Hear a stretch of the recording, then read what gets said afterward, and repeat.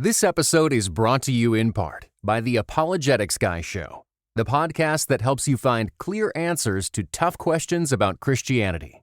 Learn to explain your faith with courage and compassion. Join Moody Bible Institute professor Dr. Mikel Del Rosario at apologeticsguy.com. This episode is part of a long series exploring how some evangelicals tied themselves to the Republican Party in the 1970s and 80s. It can stand on its own, but when you're done, go back and start at the beginning of Season 6 because all of this ties together. This is the John Birch Society. Darby, Montana is located on the western border of the state, not far from Idaho. The downtown looks like a mixture of Old West and tourist attraction. And in the 1960s, they found themselves with a stack of old Bibles in the school district. They were going to get new ones, but had a question. What is the proper way to dispose of the good book? A local minister, maybe thinking about how we decommission old flags in this country, suggested burning them. Again, this was the 1960s, a time of upheaval in the United States. Civil rights marches and protests, Vietnam, drills where school kids ducked under desks in anticipation of atomic weapons. The idea of Bibles burning for any reason, to some, was offensive. Perhaps they didn't hear the part about them being old and needing to be replaced. They just heard Bible burning and got angry.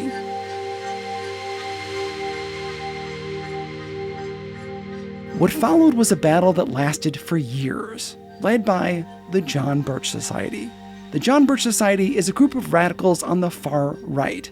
They oppose communism, or what they think is communism, and demand pro-American messages in public schools. According to Senator Mike Mansfield's office at the time, these conspiracy theorists were determined to take over school boards across the country. They wanted approval of textbooks, and in Darby, the school board denied their requests. And then came the thing with the Bibles. Radicals trashed the home of the superintendent, stalked him, called with threats, and then called again. They harassed him until he resigned. Within just a few years, Darby School District lost 16 of its 23 teachers, using what one historian called scorched earth tactics. Birchers could be anywhere in the 1960s, and their influence reached some of the biggest names in what became the religious right. They picked up existing fears about communism and amplified them. They were a minority that made a lot of noise, and along the way, regrettably, influenced modern evangelicalism. Their burning anger going far beyond the boundaries of the Bible. You're listening to the show that uses journalistic tools to look inside the Christian church. We press pause on the culture wars in order to explore how we got here and how we can do better. I'm Chris Staron, and this is Truce. This season, we're bouncing around a lot in time, because really, there's no one way to talk about how some evangelicals tie themselves to the GOP and do it in a straight line. Previously, we covered the roles that schools and women played. We also investigated some of the guys who provided the theological backbone for ties to the GOP. And now, we're dipping into a few ideas that will help us grasp what's coming. In the last episode, we discussed how libertarianism shaped economic ideas of the religious right. And the next two episodes will reference this one. Today, a minor but powerful influence on the ways that evangelicals with large followings ordered their movements and picked up on fear of the government. Make sense? Okay. Then let's meet our guest today. Sure. My name is Matt Dallek, and I'm a professor of political management at George Washington University and a political historian. His book is Birchers: How the John Birch Society Radicalized the American Right. He's also written on Reagan's first political campaign and efforts to hold down the home front during World War II. Let's turn back the clock a little to see how this kind of stuff is kind of in the American DNA. So the country was founded in a revolution to overthrow centralized power in the form of the British king.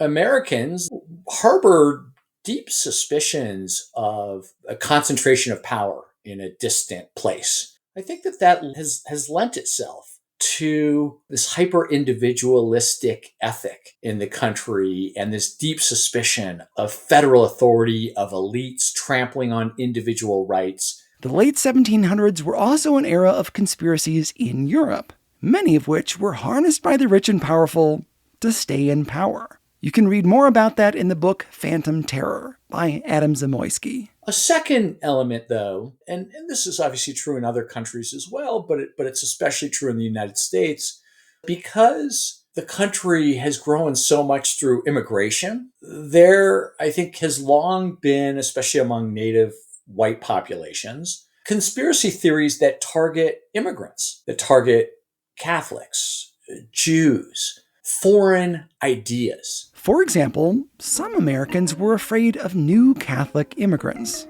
that their growing numbers would make them into a voting bloc that would then take orders from the Pope, or that the Illuminati was going to seize the government. And they're bringing left-wing ideas, socialism, anarchism, right, communism. They're bringing foreign religions. One of the early purposes of public school was to homogenize the country so that ideas like this wouldn't take hold. Our unfortunate love of conspiracies was already in place before the John Birch Society. In fact, this episode may make it sound like the JBS was the only thing going. It wasn't. It was one of hundreds of fringe groups in the country by the late 1950s. It just happened to be both influential and well-known.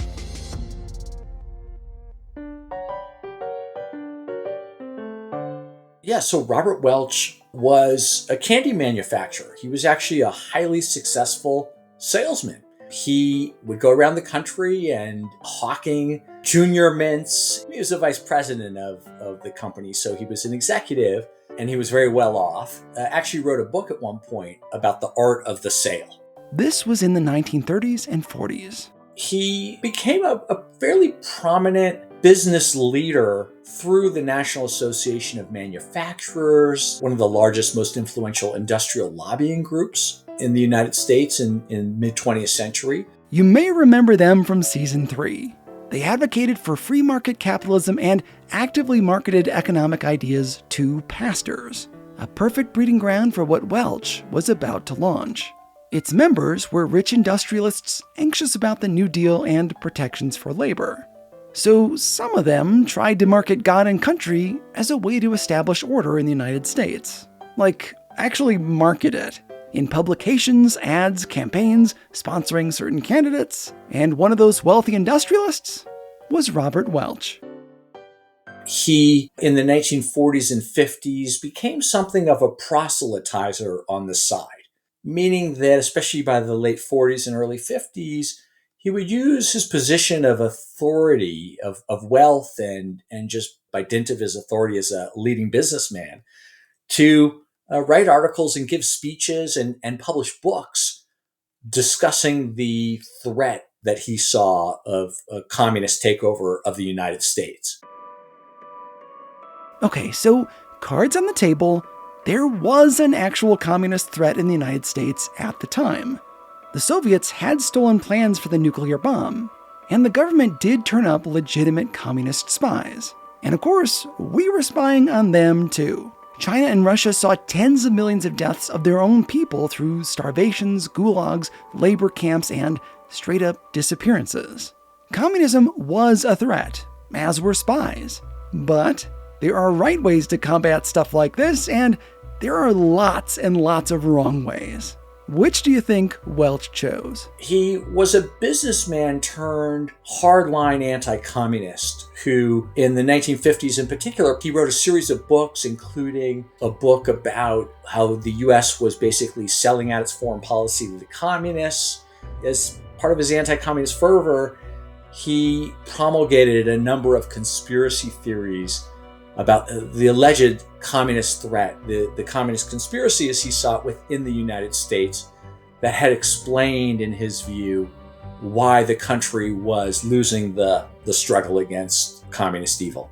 He was inspired by guys like Joseph McCarthy, the senator who publicly and wrongfully accused people in the government and military of being spies, destroying lives and careers in the process. Look, he was not operating alone, but also had allied himself with people like William Nolan, who was a hardline anti-communist senator, Republican senator from California.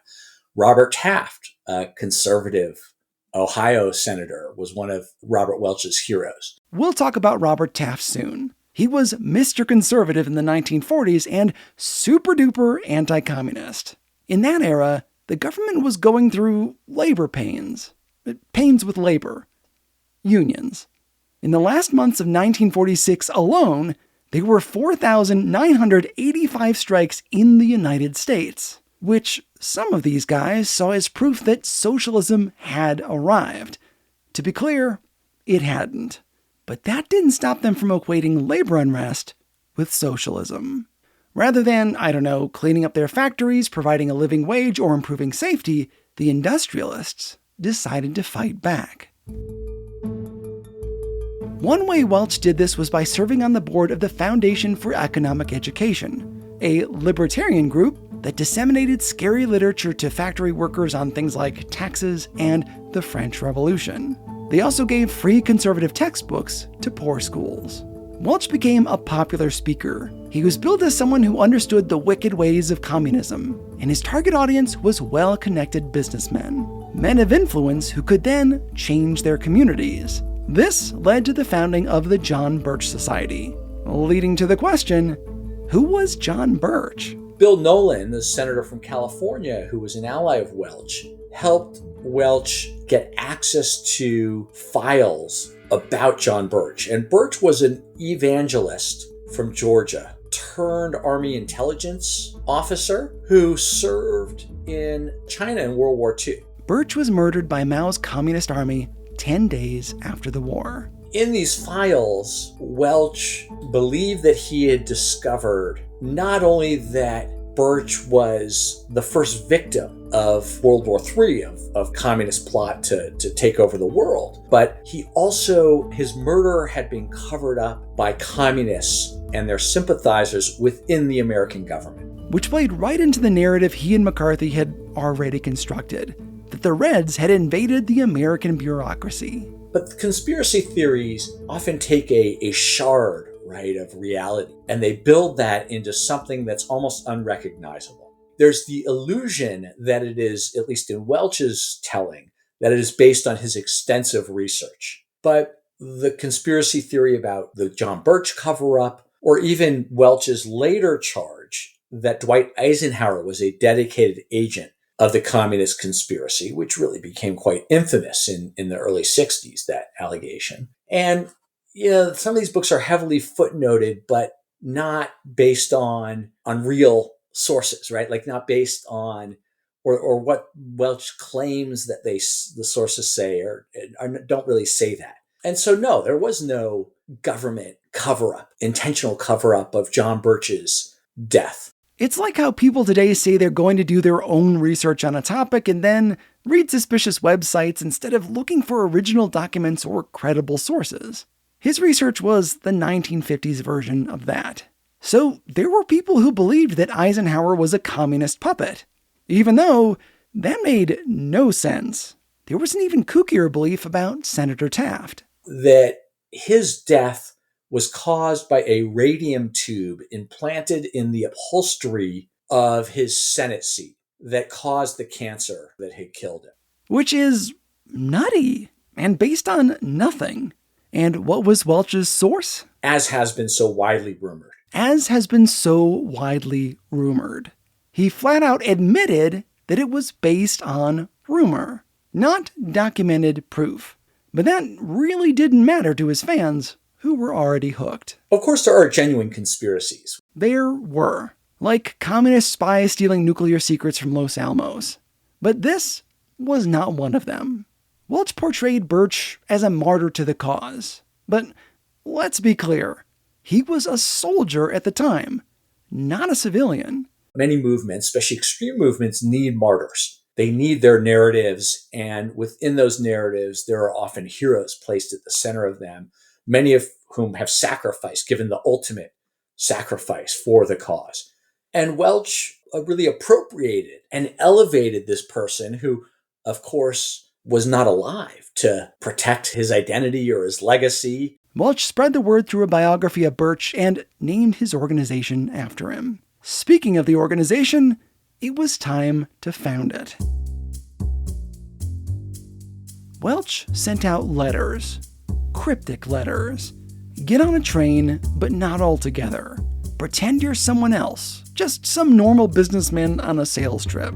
Maybe in December 1958, 11 people, all white, almost all industrial leaders, showed up to a clandestine meeting. To the home of Marguerite Dice, who was a member of, she was a Minutewoman. Another anti-communist organization. She was already in the far-right world. And Welch sent a letter to these folks saying, I need you for 2 days in Indianapolis to attend a meeting, but I can't tell you the subject of it. I want you to stay at different places. I don't want you to all congregate at the same hotel. And if anyone asks, just say you're in Indianapolis on business. And they came. For 2 days, Welch laid out his plans for the John Birch Society, addressing rumors of a worldwide communist conspiracy.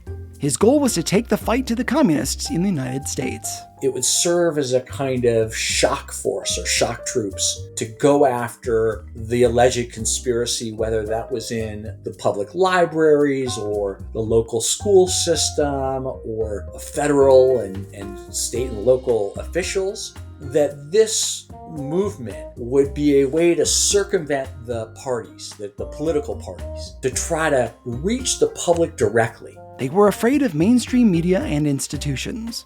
Like any of these groups, they needed to create an echo chamber. Welch had a lot of ideas that went far beyond the fear of communism. For one, he didn't like democracy, which he saw as leading to mob rule. The JBS actually handed out stickers claiming, "This is a republic, not a democracy. Let's keep it that way." And there's a shard of truth there, right? Because the US is a republic. We have people who represent us. But it's a shard of truth that goes haywire. Our elected officials don't do everything. We directly vote on stuff like tax levies and whether or not to expand the rec center. Therefore, this is a democracy. So which is it? Is the United States a democracy or a republic? As it turns out, it's both. The US is a democratic republic. But the Birchers decided to focus on only half of that equation, taking a shard of truth and running with it. See how they did that? This is something we'll soon encounter with William F. Buckley Jr. Both a distrust of elites in government and the desire to put elites in power to keep the everyday rabble from influencing the country. Okay, so settle in. Here's just a few of the other things that Robert Welch taught. He denounced the civil rights movement and sit-ins as a communist conspiracy, instead of, people fighting for their rights. He led the charge in anti-fluoride campaigns, didn't like sex education in schools, and advised his members to scour textbooks, believed pro-American ideas should be taught in classrooms. He slammed the New Deal and Roosevelt, said that black people in the South wouldn't have wanted civil rights if commies hadn't convinced them of it. Birchers tried to save the House Un-American Activities Committee after it was rife with scandal. He sought to abolish the income tax and ban products made in communist countries. By now, a lot of that probably sounds familiar to you. You could say that the John Birch Society was libertarian. But as you know by now, libertarianism is a giant umbrella. They were libertarian in the sense that they believed in a radical devolution of federal power, right? They wanted to really roll back the federal government to a pre-New Deal, even frankly, pre-progressive era state condition. Like so many people we've talked about already, to Robert Welch, the New Deal was a no-no. Birchers didn't like that the federal government was getting bigger and bigger and more involved in the lives of everyday people. That included how federal courts of the time shaped the country. One of their major campaigns called for the impeachment of the Chief Justice of the Supreme Court, Earl Warren. What did they have against him? The question is, what did they not have against Earl Warren in the Warren Court? To the Birchers, Earl Warren was one of the architects of the communist takeover of the United States through a series of liberal decisions, starting most famously, of course, with Brown versus Board of Education, ordering the desegregation of the schools, but extending to establishing rights for criminal defendants, banning prayer in public schools. They were affronts to local individual control. And this actually became, I think, one of the more memorable, even iconic social campaigns or social movements of the early 60s. I mean, people remember billboards saying impeach Earl Warren. To Robert Welch and to many Birchers, that campaign had a kind of shock value that, as Welch once put it, we may not win this battle, but by the time we're finished, the enemy will know we have been there. They used harsh tactics against people they didn't like, including Justice Warren. That's why I included the story of Darby, Montana at the top of the show, where they drove most of the teachers and the superintendent out of the district. This wasn't about just getting their voices heard. They could be nasty. I opened the book with the story of Patricia Hitt, who was a Richard Nixon loyalist, a California Republican who was running for a seat on a Republican committee in Southern California. And the Birchers, who hated Nixon, they also did not like Patricia Hitt. And they targeted her by calling her at home at all hours of the day, calling her a communist, and they called a number of Republicans, of voters in the district, denouncing her as a pinko, using all kinds of epithets. Harassing people on the phone, applying economic pressure. They showed up at all sorts of big events, like the National Women's Conference of 1977. Sometimes the Birchers would picket. Earl Warren would, let's say, give a speech at a commencement speech, and the Birchers would be out front, basically accusing Earl Warren, the Chief Justice, who had been basically a moderate Republican from California, accusing him of being a communist. They threw eggs at integrated school buses in Boston. At times, they ran phone trees where they would basically call people in their homes, obviously, with a recorded message about the communist conspiracy. Since they were secretive, your friends, coworkers, and relatives could be members, and you wouldn't know. The Birchers had several key texts, many of them deriving from Welch's writings and speeches, like his 2-day talk that he gave over and over and over. He had written a long letter to a number of his friends, ultimately called The Politician, in which he charged that Dwight Eisenhower was a dedicated agent of the communist conspiracy. And FYI, he wasn't. A second resource came from Welch's 2-day recruiting monologue. It was published as The Blue Book. The guys at the first meeting took tools like these and became apostles of Robert Welch. These 12 men, including Robert Welch, went back to their communities. People like Bill Grady from Wisconsin, or Fred Koch, who is the father of the Koch brothers. Two of the main donors to the Tea Party and the far right in the last few years. They're Rothbardian libertarians who put a lot of money into fighting unions.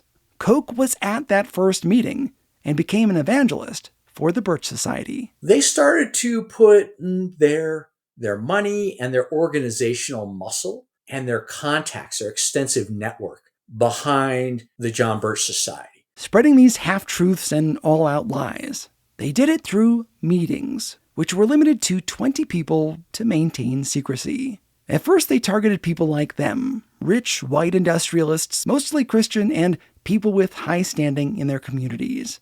Mayors, governors, doctors, lawyers.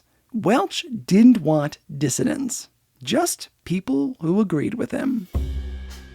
One catalyzing event happened in 1959, when President Eisenhower hosted Soviet Premier Nikita Khrushchev. It was billed as an attempt to bring peace during the Cold War. But conservatives viewed the state visit as proof that Ike was soft on communism. They didn't want peace with Russia, but victory over the Soviets. So the Birch Society did what they often did. They started a front group to protest. It was called the Committee Against Summit Entanglements, or CASE. The Daughters of the American Revolution offered their support, and a petition was circulated to stop this event. signed by people like William F. Buckley Jr., founder of National Review, future GOP presidential nominee Barry Goldwater, libertarian Ludwig von Mises, Pierre DuPont from, DuPont, and of course, Fred Koch. By now, the Birchers were a known quantity. When Eisenhower discovered that one of his appointees was a Bircher, he had him fired. That's how renowned this movement was. The sitting president ousted a staffer just for being a member. And one of the things that appealed to them is that, as one member wrote, the John Birch Society gives you a chance to fight the communists everywhere that they appear. I mean, I'm paraphrasing. What I think they meant is that they got to fight the communists at the local level. They got to take the fight to the enemy within their community. And it was a group, as they saw it, that was not just about talk and rhetoric, but about action. Action. Like gaining small offices on school boards and business committees. They put pressure on people they didn't like or found suspicious. They placed ads in newspapers, handed out buttons, passed out information at events. Then there were the sneaky tactics. For example, take where I live, Wyoming. Birchers produced a variety of broadcasts that could be syndicated. And in the big cities, they had lots of competition. But in rural places like Wyoming, they could capture their audience by monopolizing the only radio or TV station in the region, radicalizing people who had few media options. So people like the pro-Birch Reverend Carl McIntyre paid to saturate these rural markets. He gave $1,000 to the effort, which probably says a lot about why Wyoming remains so far to the right. The John Birch Society had the membership. They had money and influence. Soon, they'd turn their attention to the big show, the presidency, throwing their weight behind the nomination of one of the most influential people who didn't become president, but who demonstrated that appealing to the extremes could win the nomination. The John Birch Society was chasing the highest office in the land. I'll continue the story after these messages. Why not leave a comment on your favorite podcasting app? It really helps people find the show. Okay, here come the ads. This paid message is from George Fox Talks, a podcast and video series by George Fox University. Do you ever miss the depth of conversations you had in college? George Fox Talks brings you the opportunity to be a student again, sitting down for coffee with your favorite professor. Listen in from the comfort of your home or car and hear smart, faithful perspectives from mentors and scholars at George Fox University on our wild world and our place in it as people of faith. This season is hosted by Old Testament scholar and professor Dr. Brian Doak, as well as special guest Ekumeni Uwan, and covers everything from navigating politics as a Christian, race and theology, doubt and suffering, and the place of faith in higher education. Don't miss these conversations. Tune in to George Fox Talks wherever you get podcasts or visit georgefox.edu/talks.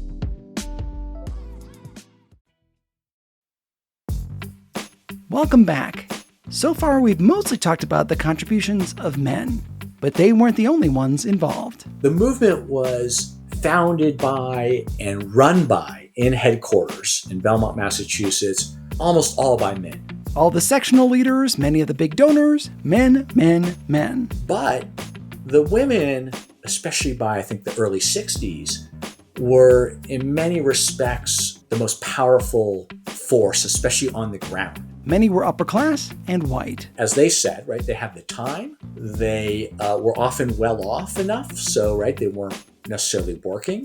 It gave them more agency. Both waves of feminism led women to write letters, petition, protest, and engage in civil society, getting their voices heard. Women who viewed themselves as educators, because again, the Birch Society had pitched itself as an education movement above all. So the women educated people, distributing flyers, leading discussions, and more. By doing this, they could literally play an active role in shaping society, see themselves as part of a movement. They gained agency, while also fighting their own equality. The idea that we're policing morals in the community, I think that also appealed to a number of women as well. Within the JBS, women worked as secretaries. No surprise there.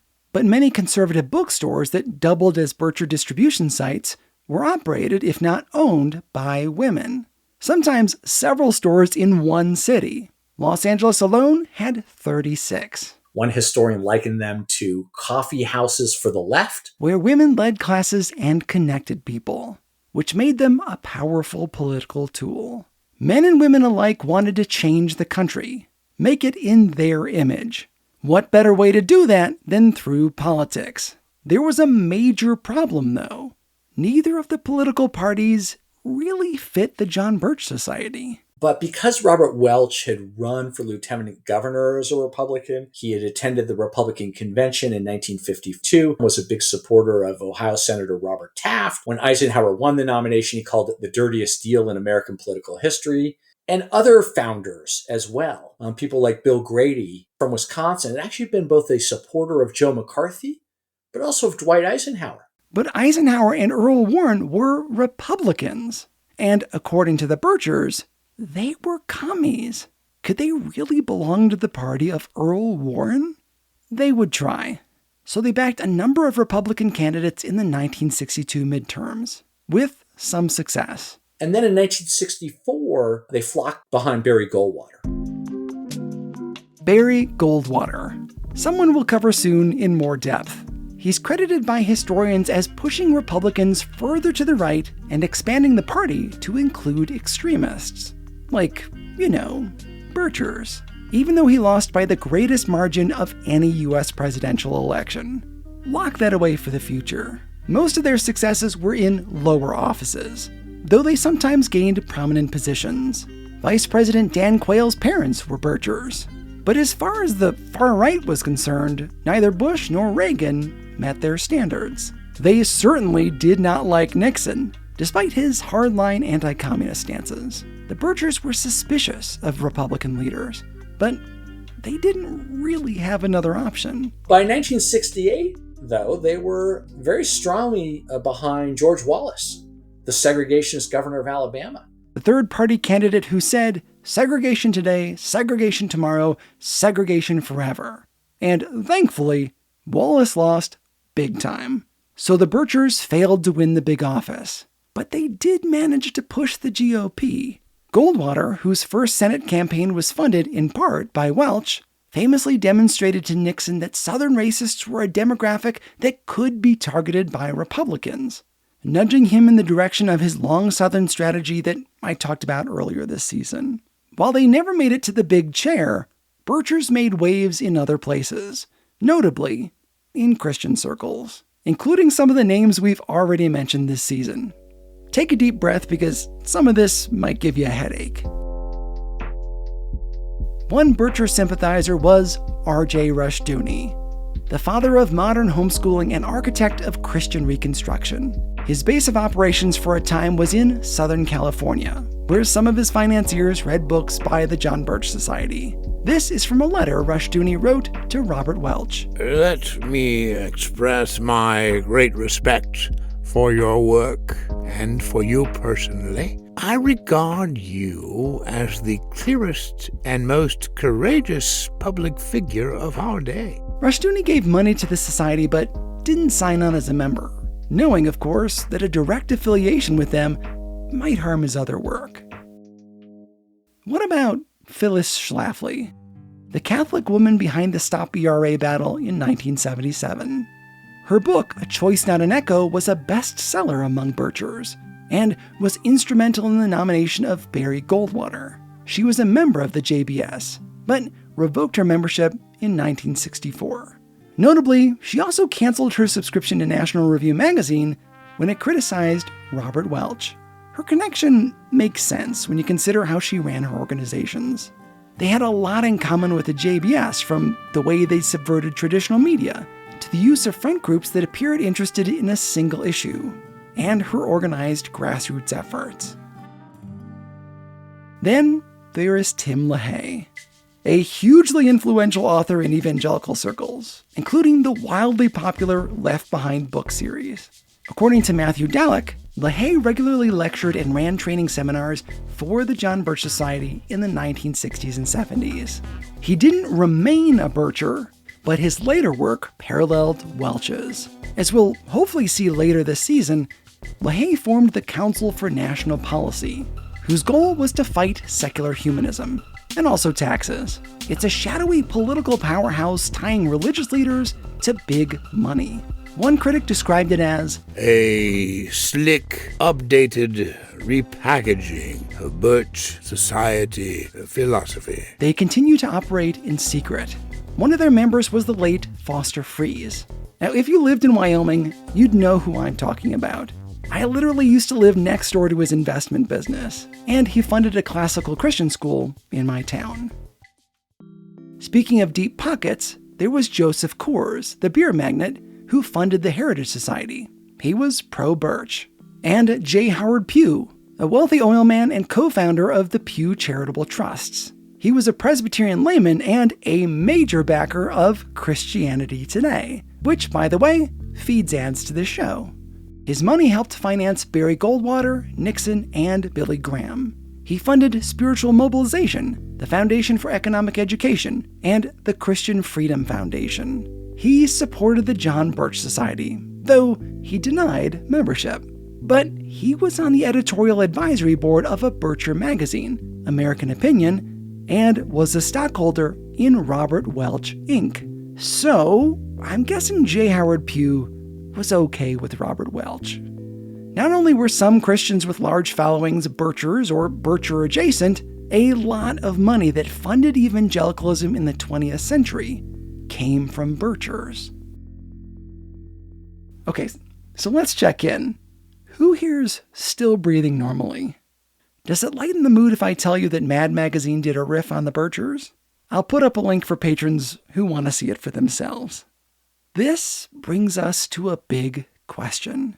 Why did some religious right leaders dabble in Bircherism? They sympathize with a lot of the Birch worldview, especially on moral questions, right? The idea that the major institutions in American life were corrupting traditional family values, trampling on the Christian character. After all, the Warren Court did end required Bible reading and prayer in the schools. You remember. Sexual revolution, gender relations, 60s and 70s, women's rights, it's a civil rights struggle, the gay liberation movement, progressive education, right? And this is, I think, a worldview that the Birchers held and that attracted people like Phyllis Schlafly, for example, or Tim LaHaye. They wanted to reimpose or restore what they saw as the lost Christian character of the country. I don't know that the Birch Society necessarily defined their trajectory. And then I think the Birch Society also inspired some of their organizing tactics and their strategies. This is not to say that all evangelicals were or are racist, or are against the civil rights movement. But there was strong pushback against how fast the world was changing, how big the government was getting, and how involved it was in the lives of everyday people. And yes, though they hated the government telling people what to do with their lives, they wanted the government to tell people what to do with their lives, just in their own way. The John Birch Society saw a deep decline in the 1970s as it was taken over by people further and further from the mainstream.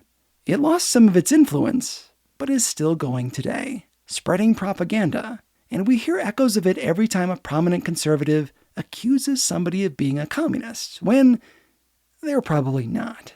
We may never understand the full impact that the JBS had on evangelicals in that era, but we do know that LaHaye, Schlafly, Rushdoony, and others shared their negative view of America's trajectory. They started powerful organizations of their own that went around traditional forms of media so they couldn't get fact-checked. Sure, a number of Birchers in the 1960s considered themselves Christians. But remember the first episode of the season. When someone calls themselves or a movement Christian, we have to ask ourselves, what did they mean? Let's go back to the beginning of the episode, back to the small town of Darby, Montana.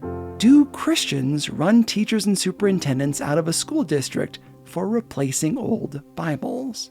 Would Jesus harass someone over the telephone? Do true followers of Christ terrorize their neighbors? No. Instead, we should be on the lookout for secret societies that claim to have all the answers. And then, expose them. Finally, should Christians delight in gossip and rumors? Can we participate in spreading conspiracies as the Birchers did? It's often done today on social media and around the water cooler and seen as harmless, but it's not. Listen, we need to reconcile with the fact that when we spread lies, we are liars. Conspiracy theories are not cute and they're not fun. They besmirch the name and witness of God's church. And yes, there are actual conspiracies in the world. But can we achieve our outcomes by hitching our wagon to dubious organizations? To lies? When we partner with extremist groups, we do something far worse than looking silly or spreading lies. We tarnish the name of God.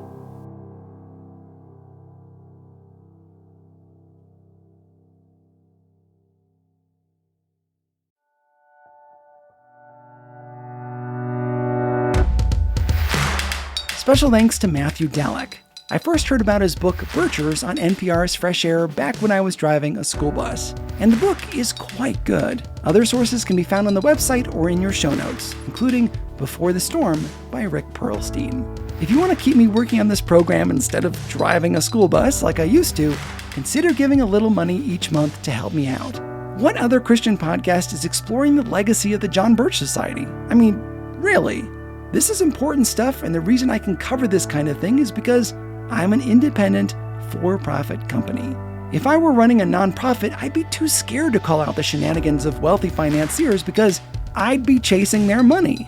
I want to run this show with $10 to $20 a month coming from a lot of individual donors, instead of by the grace of a few major backers. This gives me journalistic independence that other ministries don't have. If you want to be a part of this crazy and original project, visit trucepodcast.com/donate. There you can also learn about bonus materials, like more of my conversation with Matthew Dallek, including how the John Birch Society laid the groundwork for the Trump era. That's trucepodcast.com/donate. Thanks to everyone who gave me their voices for this story, including Jackie Hart and Bob Stevenson. As usual, I'm indebted to my brother Nick and my small group for helping me process this information. Truce is a production of Truce Media, LLC. God willing, we'll talk again soon. I'm Chris Starin, and this is Truce.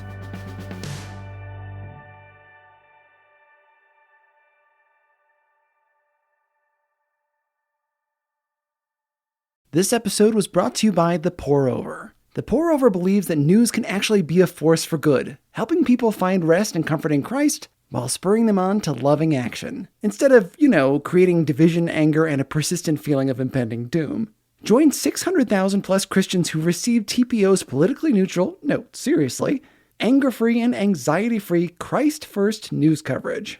Check out the Pour-Over podcast anywhere you get podcasts.